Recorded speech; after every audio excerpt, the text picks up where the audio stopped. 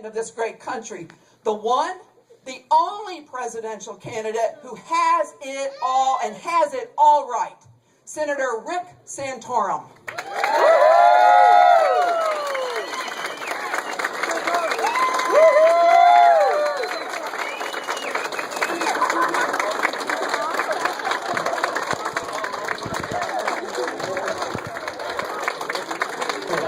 Thank you very much, Jeremy. Thank you. Well, thank you very much. Oh, it's great to see you here. Thank you for coming. I appreciate it. Thank you. Thank you very much, Julian. You can introduce me anytime. That was terrific. Thank you so much for that great introduction. Thank you for your support here in Wisconsin. Jeremy, thank you so much also for your help and support. Where are you? Back there. Thank you so much. And I want to thank Mayor Kennedy also for being here. This is it's great to be here in Wisconsin.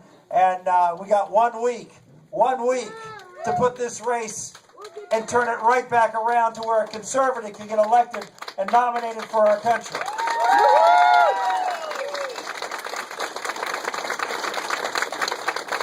It is great to be here with, I had another daughter with me this weekend. I have a different daughter with me now. When you have 7 children, you can sort of move them in and out a little bit. You have, we're blessed to have with me today our oldest, Elizabeth, who's 20, and she is here with me today. So welcome, Elizabeth. Now, I'm not going to make Elizabeth stand behind me and smile the whole time, so I'm going to let her go off and grab a seat. But I just wanted thank you. She'll be back later, but I just want to thank you all for coming out and being here. It's great to be here in Beaver Dam, and we're looking forward to several good events here today, and we're going to be working hard here in Wisconsin. We believe this is the big, as Julaine just said, this is the big state coming up next Tuesday. This is the battleground state that's coming up next Tuesday. I understand we're going to be badly outspent here in Wisconsin, overwhelmingly probably outspent. But we have a secret weapon, and they're standing right here in front of me in Beaver Dam tonight. So we're going to go out and energize those secret weapons, and we're going to work hard over the next week because big things are at stake. This is a race about a lot of things, and just something that happened yesterday that I have to comment on. I haven't had a chance to comment since that occurred with President Obama and Medvedev at the nuclear summit in Seoul. This is very disturbing. This is very disturbing. Of course, the media would rather talk about parsing every sentence that I ever say. And trying to distort that, as opposed to looking at a president of the United States who's whispering off camera to another foreign leader and suggesting that he's willing to sacrifice American security, willing to sacrifice the security of our allies, and sending a signal. Just give me a little space. Don't push me too hard before my election, because after my election, I'll be happy. I'll be happy to throw our allies under the bus and negotiate away a missile defense system for our allies and for our country and our security. That's what was made clear. This isn't about politics. This is about the president's real agenda. The president's real agenda is to withdraw, to allow, whether it's the Russians or the Chinese or whoever it is, the Iranians, let them have their run of the table, because America's no longer in the business of protecting ourselves and our allies, but we're just going to retreat and become the welfare state that he is trying to create through, of course, the biggest advancement of the welfare state in maybe in our lifetimes, which is Obamacare. And that's the president's motivation. We can't afford guns and butter. Remember going back, way back when, we talked about guns and butter? Well, he's trying to butter everybody up and giving you all, I promise you, big health care entitlement. But what we're seeing is the real consequence of that. As our country looks at trillions and trillions of dollars of debt, the president's cut back only in one place. He's cut back on the military, on national defense. And it's so striking. I was in Dixon, Illinois just a little over a week ago. Stood in front of the statue of Ronald Reagan. About 2,000 people in the square in front of the plaza in Dixon. I was talking about Reagan and his strength, his vision for America, seeing America what it was, which is this great shining city on a hill. That was not just a beacon for people to come to this country to be free, but a beacon and a sign of hope for those who even would stay behind in their country, so their countries could be free and safe. And they always knew that when things were tough and evil was on the march, that America would be there, would be on our side, would be on the side of good. But no longer, not under this president. Under this president, what we see is someone who's negotiating away, willing after the election to negotiate away our alliances. People who stand with us, who stand for freedom, which is not what you see in Russia. Stand for free elections, which is not what you see in Russia. Who stand for the values that Ghislaine was talking about. Ronald Reagan, when Gorbachev was refusing to allow America to move forward with their missile defense system, Reagan walked out. Obama whispers, "We'll take care of this later."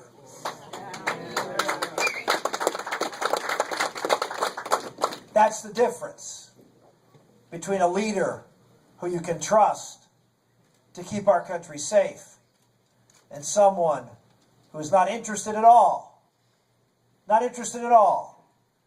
in protecting us and our allies from a potential nuclear Iran or whatever other rogue nation may be delivering and launching a missile. We already see it with the Palestinians and Hamas and Hezbollah launching missiles at Israel. We see Iran developing ballistic missile technology. And again, what is the president doing in Iran?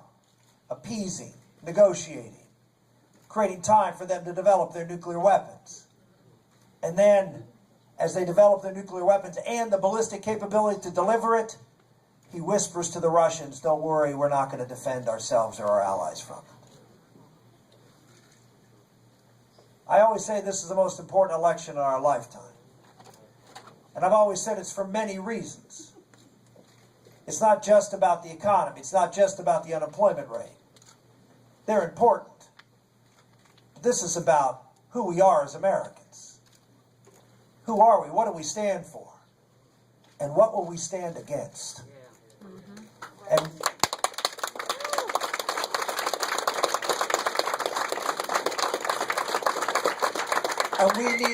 we need to nominate someone in the Republican Party who has a strong record. And as Ghislaine said, whose convictions are not written. Elizabeth, did we bring the Etch-a-Sketch? I think we brought the Etch-a-Sketch.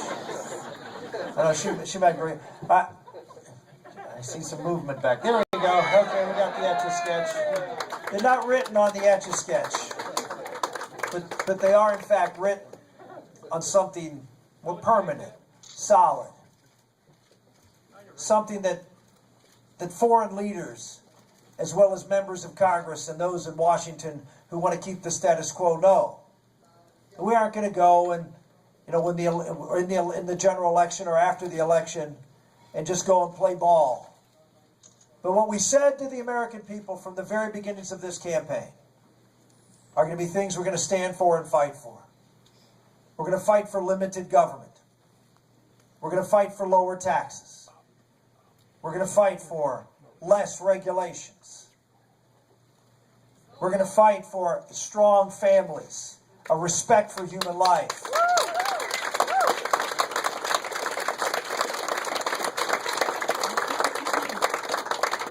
Those are not things that I write on an Etch-a-Sketch and tell conservative crowds in the heartland of Wisconsin. But they're things that I'm willing to say everywhere I go, not just in a primary, but in a general election. Because you know what? I think the American people are tired of politicians who will tell you whatever you want to hear when they're in front of you, and then go and do what is politically expedient when the doors are closed, or when the camera isn't on you, or at least you don't think it is.